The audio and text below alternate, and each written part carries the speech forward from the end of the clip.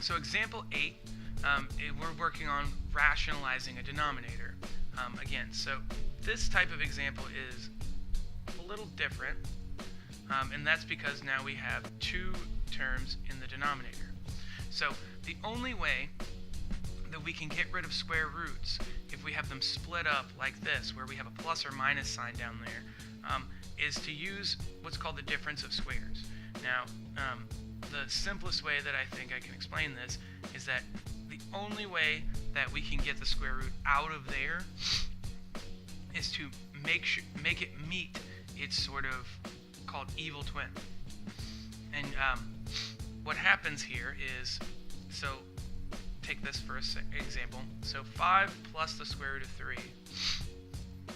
If we run this into 5 minus the square root of 3, so notice the sign difference here.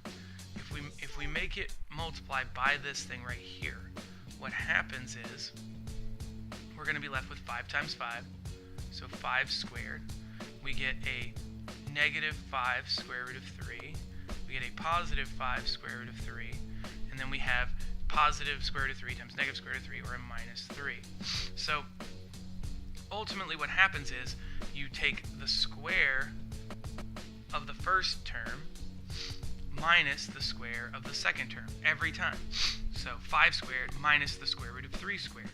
And so what this is going to equal after we do this work is 25 minus 3, or just flat old 22. And you notice that we no longer have the square root of 3 there anymore, which is great. And so we're going to use that method. And so all we have to do with this method is pay attention to our sign here. So since we have 5 plus the square root of 3, we're going to run it into 5 minus the square root of 3. And we have to multiply this the same on top and bottom. So the denominator simplifies pretty simply, but the numerator not quite so much. So for the numerator, what we're going to get is, we've got, do this in green, so we get 2 times 5, which makes, so we get 2 times 5. We get the outside, which is going to be a negative 2 times the square root of 3. The inside, which is going to make a positive 5 times the square root of 3. And then we have the end, which is square root of 3 and square root of 3, which makes a minus 3. So when we divide, now we notice from before, all we have to do is 5 squared minus the square root of 3 squared, which is just 3. So it's always going to work this way. Just make sure that the square root, you don't actually end up squaring the number on the inside. Just make sure you release it from the square root. And so to further simplify this,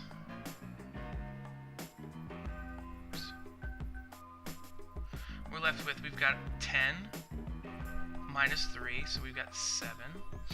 And then we have minus 2 square root of 3 plus 5 square root of 3 makes a positive 3 square root of 3. And this is going to be divided by 22. So this is rationalized. It looks ugly, but we've gotten rid of the square root in the denominator. It's going to make things simpler for us later if we ever have to use this to calculate something else. And then our last example here, so we've got 8 square root of 2 minus 5 square root of 7. So we get 8 square root of 2 minus 5 square root of 7 divided by 4 square root of 2 minus 3 square root of 7. 4 square root of 2 minus 3 square root of 7. Let me make sure I got that right. Okay. So we do the same method, right? The only way that we can get rid of the square roots is if we run it into its evil twin. So same terms, we just switch the sign. So 4 square root of 2. So this sign was a negative, so we choose a positive number. 3 square root of 7. And we have to multiply the top by the same thing.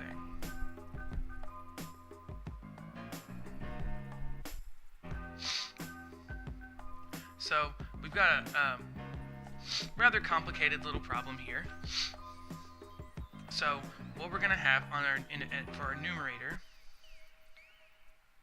is going to be, so we FOIL. So we do our first term. So 8 square root of 2 and 4 square root of 2. That makes 8 times 4 times 2.